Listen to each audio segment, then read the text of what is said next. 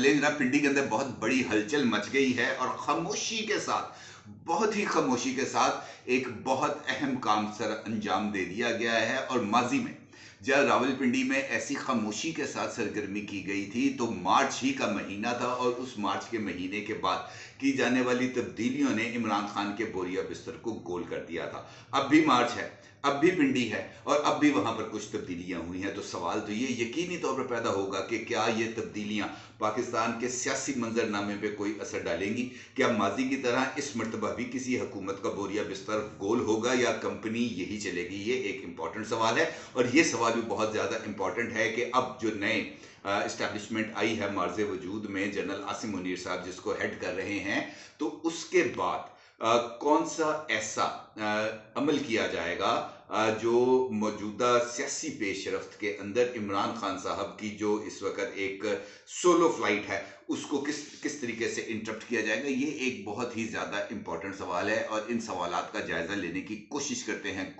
हैं कि इन सवालात का जवाब लिया जाए। लेकिन उससे पहले एक और डेवलपमेंट हुई है और वो भी डेवलपमेंट हुई है लाहौर में, जहां पर इमरान खान साहब 9 FIRs में अपनी हिफाजती जमानत लेने जाते हैं लाहौर हाई कोर्ट और वहां पर उनको रेड कारपेट किस्म का जो है ना वो रिसेप्शन दिया जाता है। माजी में भी जब इमरान खान साहब जो है वो लाहौर हाई कोर्ट में पेश हुए थे तब भी लाहौर हाई कोर्ट के अंदर इमरान खान साहब अपने साथ अपने कारकुनों का एक हजूम लेके गए थे और उसके नतीजे में इमरान खान साहब के इंतजार में जज साहिबान को घंटा 1.5 घंटा इंतजार करना पड़ा था, क्योंकि इमरान खान साहब गाड़ी से उतरने के लिए आमादा नहीं हो रहे थे और कारकुनान पीछे हटने से आमादा नहीं हो रहे थे। इस मरतबा भी ऐसी ही सिचुएशन रही। अलबत्ता जो तब्दीली आई वो ये आई कि इमरान खान साहब बहुत ही ज्यादा कॉन्फिडेंट अंदाज में इस मरतबा बगैर लड़खड़ाए हुए, बगैर लंगड़ाए हुए वो कमरे अदालत में पहुंचते हैं और वहां पर जाकर वो बैठते हैं और उनकी मौजूदगी में ही जज साहब इस बात का इजहार करते हैं कि जनाब आपने जिन मुकदमात में हमसे हिफाजती जमानत के लिए अप्लाई किया है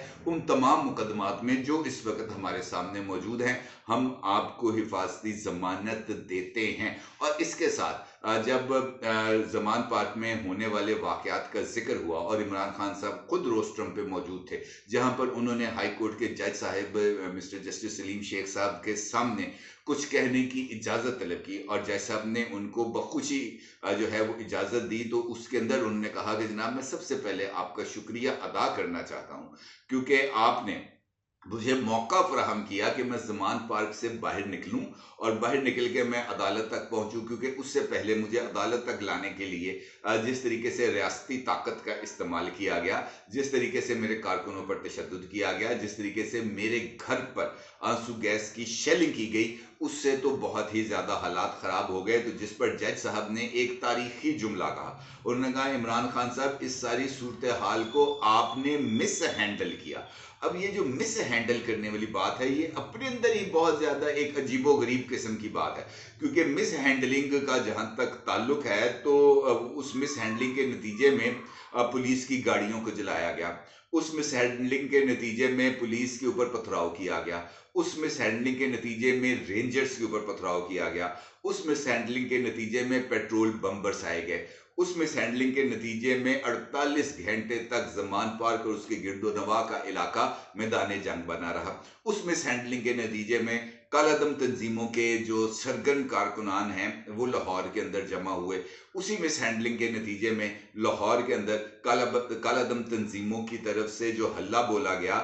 उसने बहुत ही ज्यादा सिक्योरिटी खदशात को जन्म दिया। उसी मिस हैंडलिंग के नतीजे में अभी तक पुलिस उन तमाम कारकुनान को और उन तमाम कालादम तंजीमों के अरकान को जो पुलिस के ऊपर हमले में मुलव्वस थे उनका बाल भी बाका नहीं कर सकी। ये सिर्फ उसी मिस हैंडलिंग का नतीजा है। लेकिन इमरान खान साहब इसको अपनी फतह से ताबीर करें और जज साहब उनके इमरान खान साहब की अगर कमर को सहलाएं तो इसके अंदर हम क्या कह सकते हैं? हम तो जनाब माड़े आदमी हैं, हम तो जज साहब की शान के अंदर कोई गुस्ताखी करने की जुर्रत नहीं कर सकते। ये सिर्फ और सिर्फ इमरान खान साहब का इस्तेहकाक है कि वो जिसको चाहें जनाब अर्श पर बिठा दें और जिसे चाहे अर्श से खन्नो फड़ के थले फरिश्ते टा दें। ये सिर्फ और सिर्फ इमरान खान ही कर सकते हैं। अलबत्ता ये इमरान खान साहब के लिए बहुत ज्यादा खुशी का मुकाम है कि अब इमरान खान साहब जो है वो बेधड़क लाहौर के अंदर भी क़याम कर सकते हैं। कोई माइका लाल ना माजी में भी उनकी तरफ आंख उठा के देख सका और ना अब उनकी तरफ आंख उठा के देख सकेगा, और अब वो अपनी टर्म्स एंड कंडीशंस को डिक्टेट करते हुए कल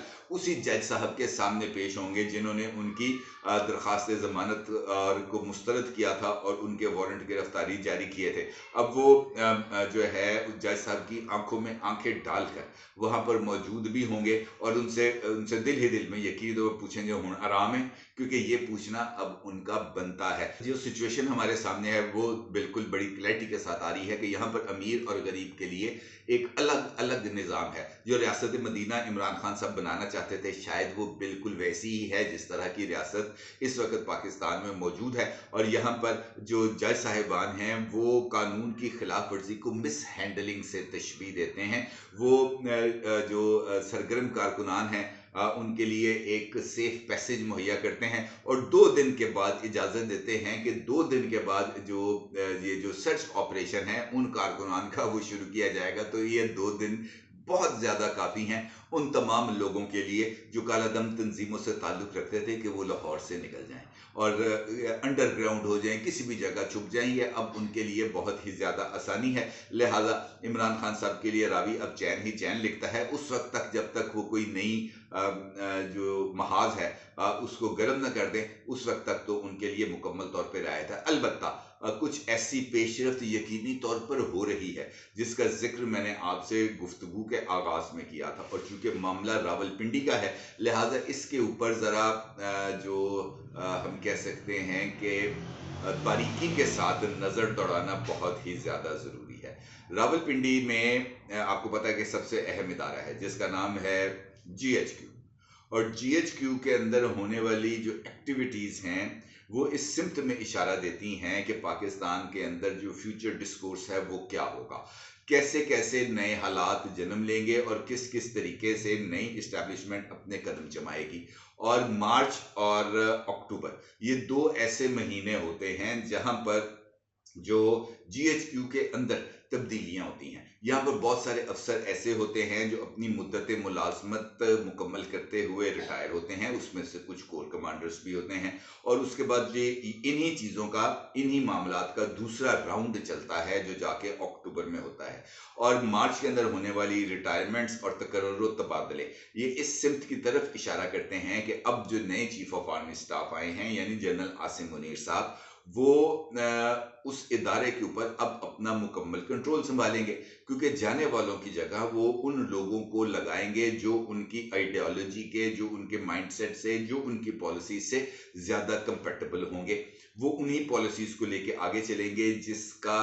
जिक्र या जिस पॉलिसी को पाकिस्तान की मिलिट्री इस्टेब्लिशमेंट आगे लेकर जाना चाहती है। मैंने गुफ्तगू के आगाज़ में आपको गुज़िश्ता साल का हवाला दिया था, और गुज़िश्ता साल में जब ये वाले तकर्रुर तबादलों का दौर आया था उसमें उसके बाद अगर आप देखें तो बहुत सारे जो लोग थे वो हट चुके थे मंजर से, जिसमें से सबसे ज़्यादा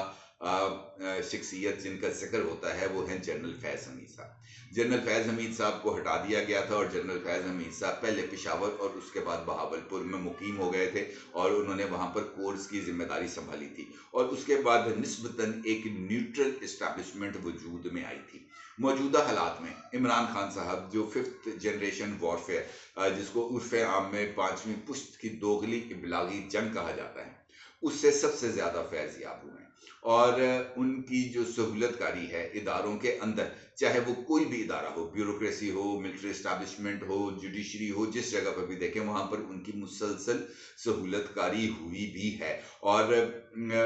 उसके नतीजे में हमारे सिस्टम पर जिस जिस तरह से और जिस ताकत के साथ अटैक हुए हैं वो भी हमारे सामने मौजूद है। अब इस क्रॉस रोड पर आ चुके हैं जहां पर हमें इस बात का फैसला करना है कि क्या हमें ये जो 5th जनरेशन वॉरफेयर है इसको लेके आगे चलना है, या पाकिस्तान जो इस वक्त संगीन तरह के मसाइल का शिकार है उससे नुबुर्दासमा होना है, क्योंकि इसी में से हमने आगे बढ़ने का रास्ता निकालना है। और जिस तरह की सिचुएशन गुज़िश्ता 2 दिन से हमारे सामने आ रही है और हुकूमती ज़ोमा, चाहे वो वज़ीर ख़जाना हैं, वज़ीर तवानाई हैं, वज़ीर रेलवे हैं, वज़ीर शहर हवाबाजी हैं या ख़ुद वज़ीर आज़म हैं, वो जिस सिमत में इशारा कर रहे हैं अपने ऊपर दबाव का, और इस सिमत में इशारा कर रहे हैं कि IMF वो मुतालबात कर रहा है जो किसी भी हालत में कबूल नहीं किए जा सकते। और इन मुतालबात की मौजूदगी में पाकिस्तान में अगर सियासी इस्तेहकाम बढ़ता है, ये जो गटर पॉलिटिक्स जिस तरीके से आगे बढ़ रही है, तो इसका सद्देबाब और इसका इंसदाद दोनों होना बहुत ही ज़्यादा इम्पोर्टेंट है।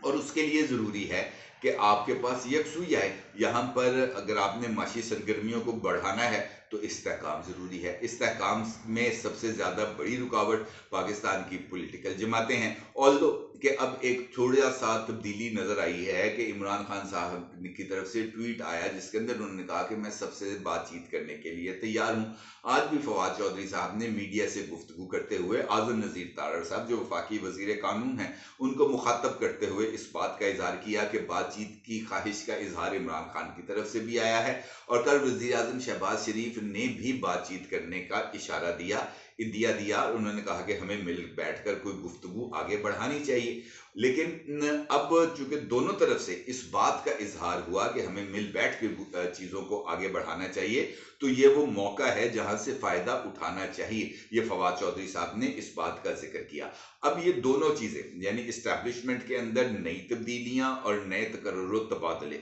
जो हो चुके हैं, लेकिन आसिम मुनीर साहब की तरफ से की जाने वाले इस ऐलान के अब इनकी तशहीर नहीं की जाएगी, इस अमल की तशहीर नहीं की जा रही। खामोशी के साथ जो तकर्रुर तबादले होने थे वो हो गए। जिन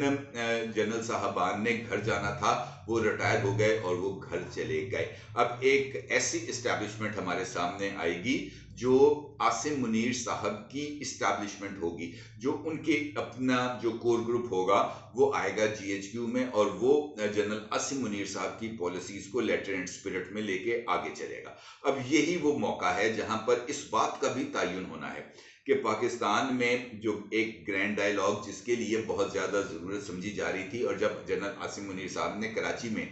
सरमायादारों से और ताजरों से मुलाकात की थी, बड़े कारोबारी अफराद से मुलाकात की थी, तो उसके अंदर भी कारोबारी अफराद ने जनरल आसिम मुनीर साहब को यही मैसेज कन्वे किया था कि पाए ना बिठाओ सारे मिल के, ताकि कोई हतमी रास्ता आगे निकले। और उसी हतमी रास्ते को आगे निकालने के लिए ये जो पेशरफ्त है ये बहुत ज़्यादा इंपॉर्टेंट है। इमरान खान साहब को एक मरतबा फिर रिलीफ मिला। इस्टेब्लिशमेंट में आसिम मुनीर साहब ने अपना एक कंट्रोल को संभाला, हुकूमत की तरफ से बातचीत का इशारा दिया गया, और IMF के दबाव को अभी तक हुकूमत ने खास तौर पर पाकिस्तान के एटॉमिक प्रोग्राम और मिसाइल प्रोग्राम, इन दोनों के हवाले से अभी तक जूते की नोक पर रखा है। लेकिन इसके बावजूद मुश्किलात अभी कम नहीं हुई। मुश्किलात हर गुजरते दिन के साथ बढ़ती चली जा रही हैं, और इसके लिए सबसे ज़्यादा ज़रूरी है माशी इस्तेहकाम, और माशी इस्तेहकाम के लिए ज़रूरी है सियासी इस्तेहकाम। अब सवाल ये पैदा होता है कि अगर हम रेड कारपेट रिसेप्शंस देंगे अदालतों में